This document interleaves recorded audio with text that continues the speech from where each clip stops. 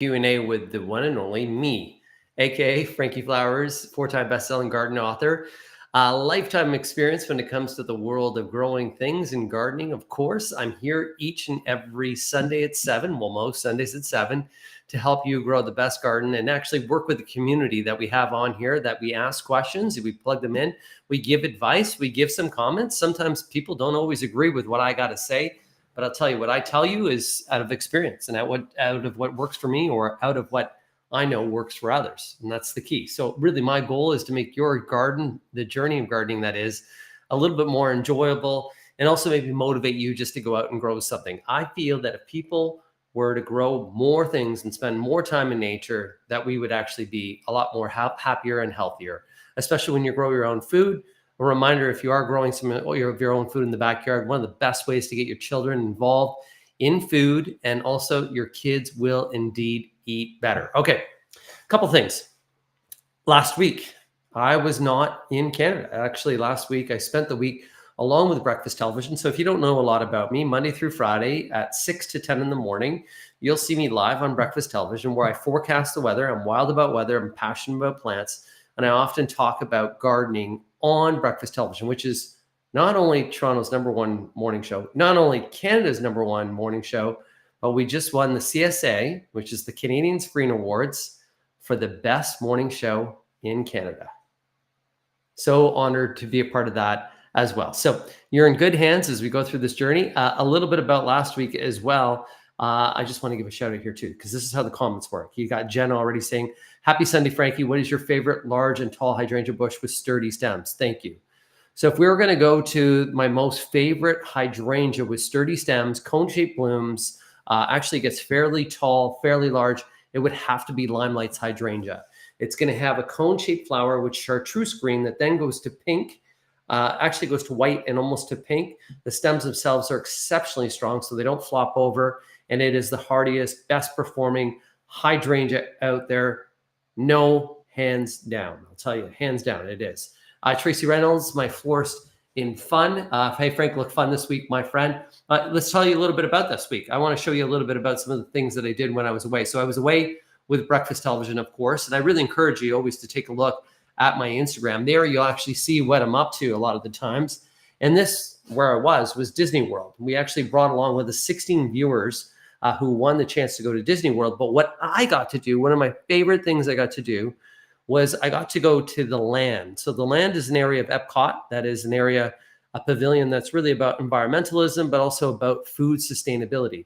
So I got to do a walk, which is called Behind the Seeds. And what you're seeing right here is, you can see that head that we see is a hidden Mickey, first and foremost, but that is a pepper plant. So as you walk through this area, you can see a whole bunch of different plants that they're growing at Epcot, at the Land. And the reason why they're growing some of these is for experimentation, but also to provide some food to some of the restaurants that are there. These are winter squash. These guys are friggin' massive. The largest one they ever grew is 90 pounds, about 90-pound squash.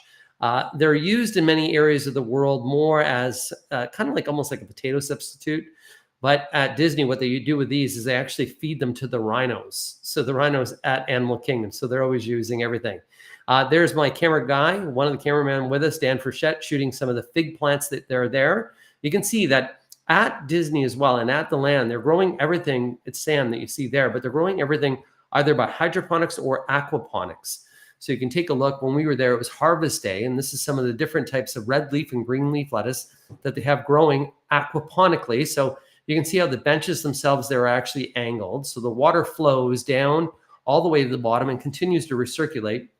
They put nutrient within that water, and about 4 to 6 weeks, they can actually harvest a crop that's out of there. This is one of the tomato trees that they have there. This is a fairly young tree, but I've been there when the tomato trees are absolutely huge. And you can see in the background, those people sitting down, they're basically floating through the greenhouse. And this is the one ride that you'll do on the Land, where you can actually tour as well. They had everything there from cherry tomatoes growing. This is some of the microgreens that they had growing. Of course, that's corn that's sprouting that's there. They had some zucchini. These guys here were actually floating zucchini. That's a nice yellow zucchini. That's a look at the root system that's there. And if you're wondering why are they exposing the roots, see, I was teasing Devo about his roots and his hair.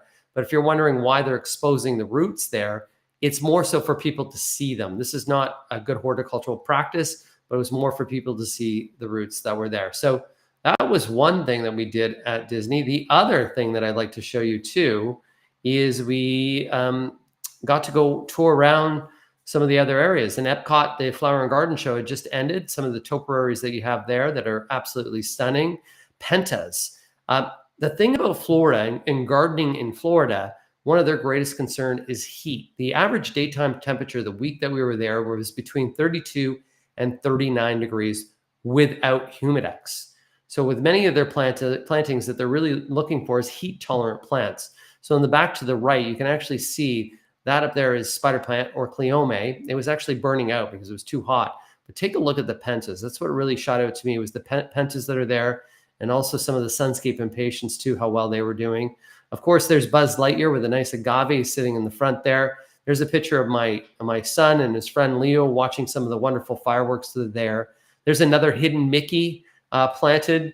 And there's the look at some of the beautiful topiaries that they have. And you can take a look at some of the varieties like Scaevola, extremely heat tolerant, that's there. So it's really neat to see those. There's a look again in behind the seeds, which is on the land where they have marigolds that, marigolds is an edible flower. There's some of the wonderful plantings. And, I just really appreciate how much Disney appreciates plants and the experience that plants can give people out there as well. So a little bit of a look at what went on in my world last week as well. Let's look for some of the other comments and questions that we have here today. We have Kat. Hey, Kat. Dear Frankie, it has rained a lot here in Toronto. What can I do to help my begonias? Main thing is if your begonias are starting to rot out and they are in a container, I would look to improve the drainage in the container. It has been wet. So if you don't have holes in the bottom of that pot, and let's say it's a plastic pot, drill some of those holes. This week we have more rain in the forecast all the way till Wednesday. So we really want them to dry out. The begonias themselves should do fairly well, but if it's sitting too wet, either your soil might be too heavy or you might not have enough drainage in the pot. Speaking of the same thing, when we talk about wetness, I also want to show you what's happening in my garden as well. A couple things that's happening in my garden right now is already I'm seeing this. And what this is powdery mildew. And I'm already seeing it on my peonies, even though last season I had a little bit of it. I cleaned up all the leaves. I've been only watering the roots. They're actually in an area that actually has full sun with good air circulation.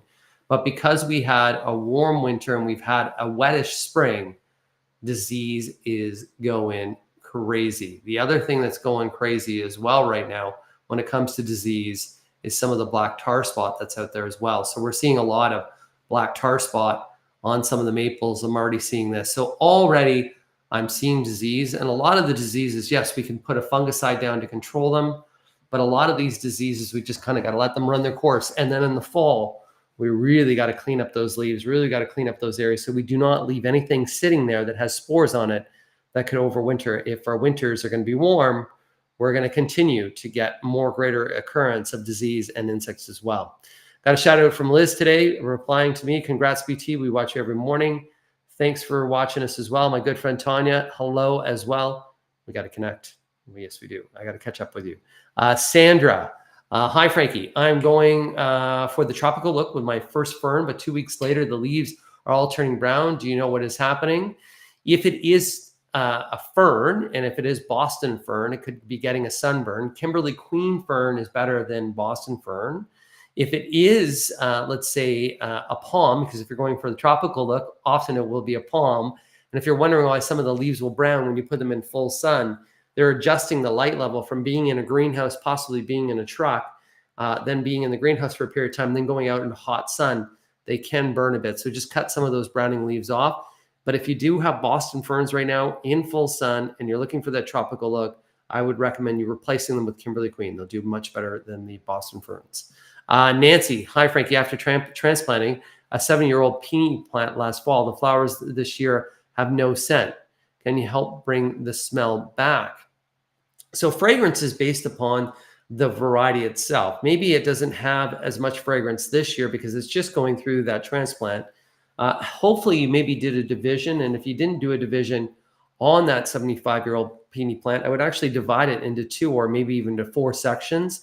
that may stimulate it into better, more vibrant growth that will actually improve some of the fragrance that's there. A reminder too, peonies, if they're planted too deep, you won't get as many blooms, and sometimes you won't get any blooms at all. They should be planted a little bit higher than ground level when you're doing that as well. So thank you for that, Nancy. We got Matthew Amos who's saying, congrats. Thank you very much out there. We got Tanya. This is the best thing about this community is people hop on, they comment, and they're like, what type of firm do you have it? And where do you have it? Full sun, part sun, full shade. Those are all important questions, because if you selected the wrong fern for the wrong location, you're going to get to be burnt and brown that's out there as well. Thanks for helping out there as well. We got Evelyn Mako. Evelyn, is that the same Evelyn Mako from 680 News, my good friend? I'm in zone 3 for a white feather hosta, but last summer they just seem to have melted into the earth. They were in a shaded area. By the way, nice to see you. Thanks. So white feather hostas, I'm just going to take a look here really quickly. White feather hosta hardiness. Just question. They're hardy in zone 3 to zone 9. So basically it's winter hardy for that area. So just checking. So it's that hardiness zone. If it seems like it melted and maybe died off, and I would really recommend you trying it one more time, maybe getting some other the white feather hostas and trying them one more time. If they don't work out, then it's obvious that they're not going to do well in that area. They do like shade. Really key though, a lot of the times in these shaded areas where we're using hostas, is we're planting in an area where it is underneath a fairly established tree, a shade tree. So what that means is that it gets dry there very quickly, because the rain actually doesn't come through the foliage of those trees. But as well, that tree's also sucking up a lot of that moisture. So it's fairly dry. So in order to get them established, you have to do a lot of watering in these areas. A little bit of mulch around them would really help them out as well. So I would try it one more time. We got Joy who says, hi, glad you're back. Glad I'm back too. I actually had a wonderful time away as well. Good evening, Frank. Your trip to Disney looked amazing. I'm growing celery for the first time. How will I know when it's ready to start using? So Sue, we grew celery for years as we used to farm. So before we did the greenhouse, we farmed in the Hall Marsh and in the Cookstown Marsh, and we grew celery. Celery, when you're going to grow it, it's going to get to be a very tall plant. And it's going to have a very huge head of leaves on it. So really what all you're doing is the stalks. So all you're doing is you're just going to look down and you're going to start to see that one head of celery start to size up, and you're going to see the stalks that start to size up. And when that cluster gets to be like one that you can just put your hands around it, like that, where it's almost barely that you can get your hands around it, that's when it's going to be ready. So you're going to trim the bottom, you're going to cut the bottom from the root, and then you're going to trim the foliage off the top. Be very careful, because when you're trimming the foliage, you almost have to hack away at it. And I know many people that have cut their legs and cut their fingers when trying to do that. Celery, if you grow celery at a fairly high rate, and you're cutting celery often related to the parsley family, also parsley, you can also get an allergic reaction. It's actually called celery poison. Your skin will bubble up. If you're just growing a few heads, you most likely won't get it. But sometimes on wet mornings when you're cutting celery, it'd be a good idea for you to use gloves. Just my recommendation, because I've had celery poison and it sucks. Zachary. Hey, Zachary, what's going down? Blessings from Brampton, Ontario, Canada. Blessings to you as well. Michelle in Hanover. Hey, what's going on? Hi from Hanover. I'm struggling with a lawn in the backyard. Have sprinkler system that's working properly. Lawn looks thin and a bit of scorching on the sides. Not very green. So your lawn, if you're struggling right now, we've actually had fairly wet spring. We've actually had some very ideal conditions for your lawn to be doing well. So the soil type, most likely in that area, may be a sandy type soil. So first question I have is what type of soil it is. What type of grass seed have you been putting down? And if you can, send me some pictures of the area. So it's Frankie@frankieflowers.com. If it is a sandy soil, that's your battle, because no matter how much you're using on your sprinkler system, that water is not being retained. So you may have to increase the amount of water you're putting down. The burning on the sides could be maybe if it's by walkways where they use limestone screenings and there's not enough soil on top of the limestone for the walkways. It could be that. So there's some different things that we can look at to really help you out there as well. We got Marianne. Hello from my favorite place, Niagara on the Lake. Love Niagara on the Lake. I have buds on my Christmas cactus. Last week I had a potato water left over and I watered my indoor plants. Was that bad? No. when you boil your potatoes, even today, steam some broccoli, and after you're done steaming the broccoli, it's green. So if we let that water sit and cool so that it's room temperature, and then we water our plants, it's fantastic. That potato water actually has a little bit of micronutrients and potassium in it. That's fantastic. So there's nothing wrong with that. Actually, it's a great way to not put our water down the drain, but actually use it for a purpose. So I think that's great. Kelly Cote. Hi, Frankie. I'm living on the East Coast, and we currently have an infestation with tent caterpillars. I know they are generally feed on certain trees and fruit shrubs, but I was wondering if they will affect any of my raised vegetable gardens or flower beds, perennials and whatnot. They tend to stay away from that. You can spray them with something that's called BTK. The tent caterpillars that are on the trees, you can actually even burn them. So you can actually even just get a blowtorch and burn them. They shouldn't. The biggest concern that you're going to have on your vegetable garden is what are called cabbage moths. So you're going to see these little white flowering, these white butterflies that look like, well, they're moths, small moths. Those are the ones that will lay eggs on many things like cabbage, broccoli, Brussels sprouts, and the larvae will then eat away and actually cause a lot of damage. So that's why sometimes over vegetable gardens, you'll use what's called a floating row cover. That floating row cover is really just a bed sheet that floats over the top of your plants that doesn't allow any flying insects to fly on and lay their eggs. So take a look at floating row covers and they'll help you out as well. We got Tracy as well with a comment. Frankie, you love what I did earlier this morning. I picked up 3 petals of locally grown peonies from a microflower farmer. Boom. Some varieties that aren't widely available at suppliers. I got a pail of each, lemon chiffon, Singing in the Rain, and Pink Hawaii. Amazing. I was so happy to come home and see my peonies in bloom. And if you can, support some of your local flower farmers. Tracy is a florist. If you want to get some local flowers as well, a great time to be having some peonies inside your home. Just a reminder, if you're cutting peonies in your garden, when you cut them, you're just going to give them a little bit of a shake so that we can get, and you can even wash them off if you had a little bit of some hose out there with a little bit of a light spray that you can put on them. Just to make sure we're not bringing some insects inside with them as well. We have Roseanne. We have Pebbles, forgive me. Roxanne Jeremy is down with my garden thanks to your advice.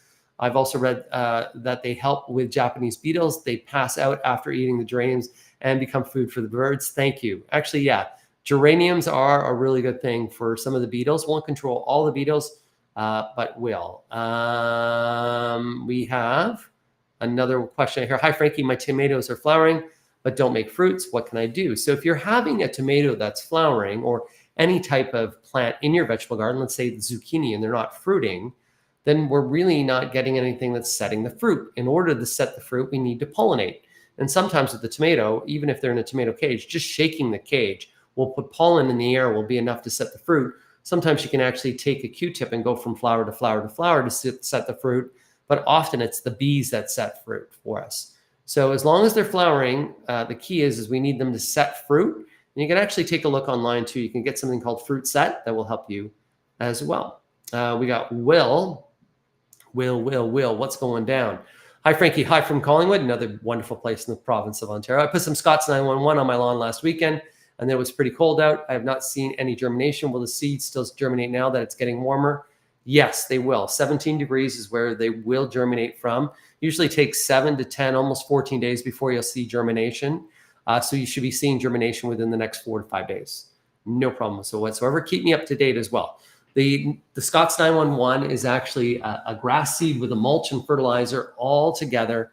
One of the easiest ways to actually thicken your lawn. And it's something that you can just put in a spreader and broadcast over. I've used it with great success. And I'm telling you, I've used it with great success.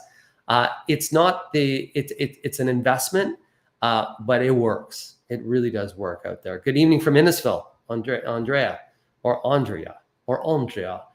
We got another congratulations and thank you very much for Frankie and the BT team. Jenna said, did I hear there could be frost tonight? So not in my area, but what I'm going to do right now is I'm going to go to EC weather. I'm just going to look if there's any frost warnings and in the province, just let everybody know. We shouldn't, I don't think there is, but I always want to make sure that I'm totally authentic and I am right. So we're going to go to weather and then we're going to go to Canada and then I'm going to go to public alerts. I'm just going through this really quickly for you guys just to let you know. And there is no, so we actually, if you want to know where any of the alerts are, and Ho Sound, British Columbia, there's a rainfall warning that we have. And Metro Vancouver, there are some rainfall warnings for Metro Vancouver. Manitoba, there's a fog advisory for Churchill. The city of Winnipeg has a severe thunderstorm watch, as well as Portage la Prairie. So there is no risk of frost or any frost advisories or frost warnings that I'm seeing across the country right now. Okay, so there you go. And I'll let you know as well. Let's take a look at what, if you want to know. So if we look at Southern Ontario, overnight lows tonight, 16 degrees. If I look at the next 7 days, our average overnight low is above 15 degrees. So we are well far away from the risk of frost. So I don't know where you heard that. Sean Cassidy, total accolades to Mother Nature. 1 peony popped up in my garden last year. Nothing I did. This year we have 9 flowers. Absolutely beautiful. I'm very thankful to the suspect, the birds. Hi, Frankie. Good to catch you again. Good to catch you as well. Sometimes it's going to be a squirrel that actually could be taking a little piece of that peony and then all of a sudden runs over here and goes to bury it and boom, you get a peony. So sometimes it's really amazing what Mother Nature will do. So tired of weeds in my garden that just don't stop. Jessica, you're going to have to weed, because if you don't weed, they're going to continue to grow. And that's the whole idea is, we often do have the Garden of Eden, and we just want to try to turn it into the Garden of Eden by weeding and actually maybe planting some more perennials in those areas where you're getting more weeds, a little bit of mulching in those areas. You will win the battle overall. Sometimes it feels exhausting, but you will win the battle overall. We got Cam here telling us, I just bought delphiniums. How far apart should I plant them and how big do they get? So generally, Pacific Blues is the variety of delphinium that's most common. I would put them at least a 30 centimeter spacing. So almost spacing them at a foot apart. They're going to double and triple. They're going to double in size each and every year, and then almost triple in size. And then you're going to be dividing them. So you'll be dividing them over time. So you can put them as a minimal spacing of 15 centimeters or 6 inches, or 30 centimeters, which is 12 inches. That's your spacing that you would do. We got J.I. Webster. Someone gave me gladiola bulbs recently. Can I still plant them, or should I wait till fall? No. Gladioli are a summer bulb that you plant now to enjoy this year. And then in the fall, you dig them up and store them for next year, because they will not overwinter. So plant them away. Rose. Yo, Rose. Hi, Frankie. Welcome back. Our cherry tree, all the cherries turn black and they fall off, and the leaves on the peaches curled up. What can I do about it? Thank you. So this definitely sounds like you're having a disease problem. So generally what you'll do is in early spring, before the buds crack, and this is in April, is we'll spray your fruit trees with what's called a dormant spray.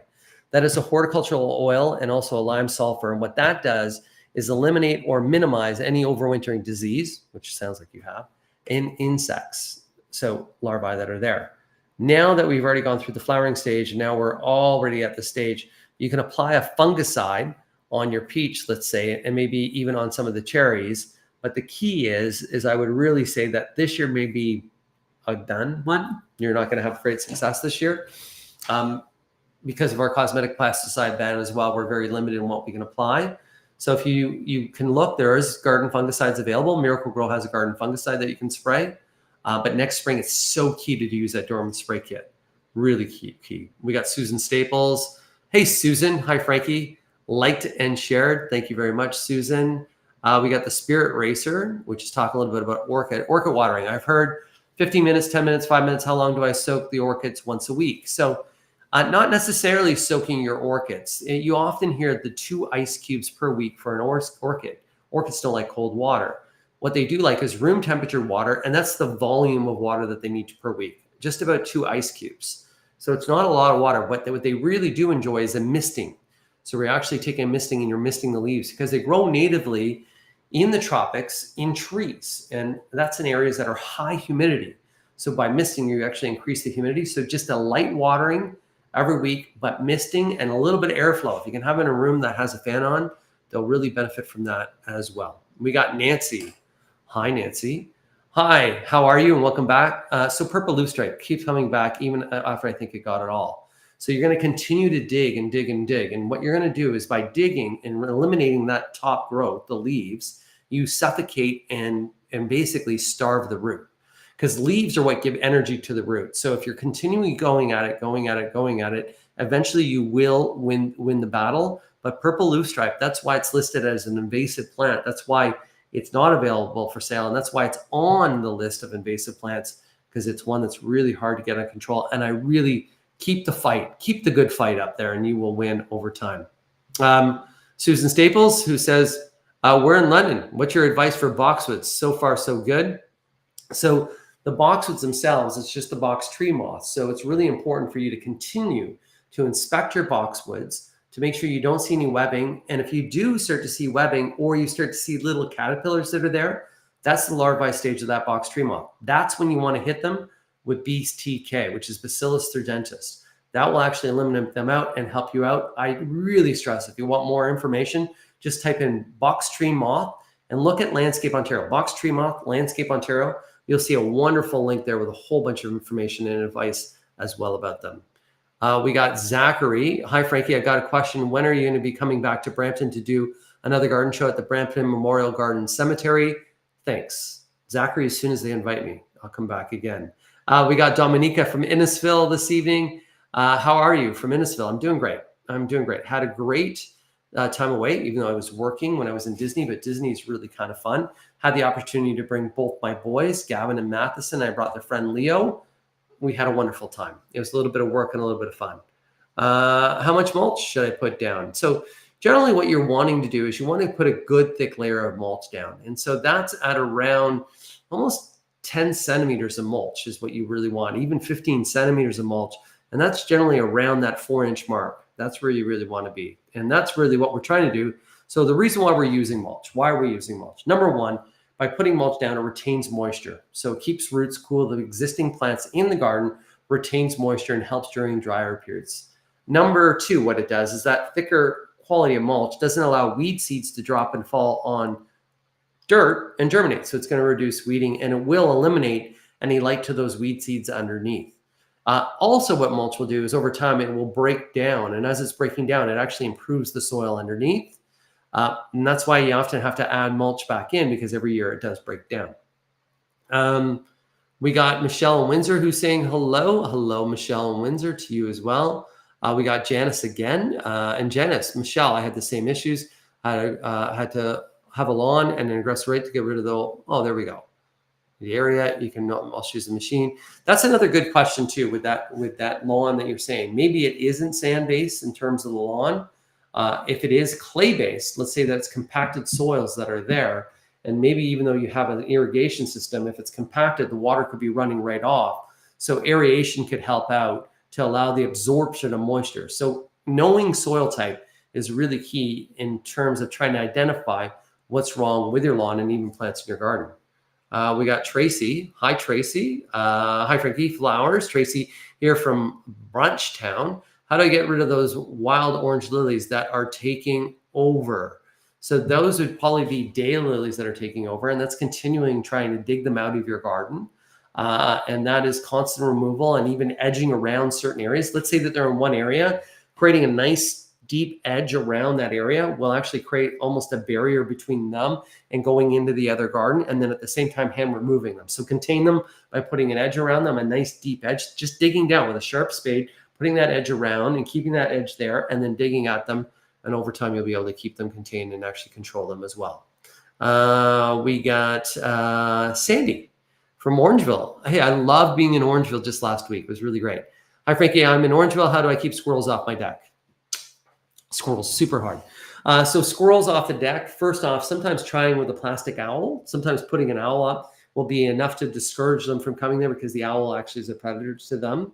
If they're getting in your planters, pelletized chicken manure, putting a little bit of that on top of the soil, often they don't like that as well. And then as well, if you have if off your deck, maybe putting a squirrel feeder off your deck, a little bit further away from your deck. They'll be busy on the squirrel feeder and they'll stay away from your deck. So sometimes you can't beat them. You feed them, but figure out ways what they don't like to smell. That's the chicken manure, like what they don't like to see. A predator, that would be the owl that's there. We got Betty saying, what's Betty saying? Hi, Frankie from Ajax. Hope your weekend was good. My weekend was great. We got Tracy Reynolds that's saying no to frost, and there is no to frost as well. We got Cliff. Hey, Cliff. Hi, Frankie. Hope you're well. Question. My bridal wreath spirea, beautiful white flowering spirea, is getting out of hand. Of course, has finished flowering this year. Would I trim it back still? Let it bloom next spring? Thanks so much. So Robin, you can go at it hardcore. You can cut that bridal wreath spirea now that's finished its bloom period up to half its way back. And I encourage you to do so. Even over these next few days, we have mainly overcast skies, a little bit cooler temperatures over the next few days. Perfect time to cut that guy back and to prune him off. We got Susan Sable, which is saying woo woo. We got Gloria, who's saying congrats to you and Diva on the Best Morning Show award. Thanks as well. And we got Kat here. It's such a pleasure, by the way. Thank you so much for answering my questions. See you and the gang tomorrow on BT. Regards. Hey, just by the way, on Breakfast Television, starting tomorrow, we actually have the, I Wake Up with BT, where we're giving away $1,000 each day. We're doing the summer series of that. So instead of giving money away tomorrow, what we're doing is we're giving prize packs away. And I'll tell you, tomorrow's prize, it's pretty good. It's really good. It's worth more than $1,000. I'll tell you that. But what you have to do is re-register. So go on to Breakfast Television right now, the website. Go to I Wake Up with BT and register, and you'll be in to win for tomorrow and in for this contest. So I would tell you to do that. Lori's saying, any tips to growing beets? Beets grow best when you're doing a direct sow into the garden. So I would recommend you sowing seeds in your garden. They do better in the ground than what they will in a raised container. They still need full sun and will do well. Once that plant comes up, making sure that it's getting adequate water will size up the beet. If it doesn't get water, it'll stay too small. And then what you also do after you're going to seed, you're going to thin those beets out. So you're going to be seeding them, and just thinning some of them out will give a little bit more room for that beet to grow. I'm going to go with one more question because we're already at 31 minutes. Kim's having issues with tomatoes. My tomatoes are not looking great. We had so much rain. Is there a reason you think they have so many yellow leaves? It could be the rain itself and drainage. First off, if it's in a container, potting soil, it needs to be. If you plant it with garden soil, it could be too heavy because it's been too wet, it could be causing the problem. If they're in a pot, drill extra drainage holes in them, which is key. And yes, we have had a lot of rain. The yellowing of them most likely is that they're just sitting too wet for too long. So you got to figure out how to get that soil drier or how to improve the drainage that's there. For all those that joined me this evening, thank you. Once again, you can always go to frankieflowers.com or go email me, Frankie with an IE at frankieflowers.com. That's my email address, Frankie at frankieflowers.com. I'm always here to help. We'll see you next Sunday at 7 o'clock. Keep blooming, and I hope you guys all have a great week ahead, okay? Lots going on in the garden. We got rain, we got disease, but don't worry, we also got a lot of good things. I'm looking out there right now at my peonies in bloom, which are really great. What I'm looking at right now is some wonderful parsley growing, some wonderful basil that's growing, rosemary, chives. I got some tomatoes happening out there, some leaf lettuce, super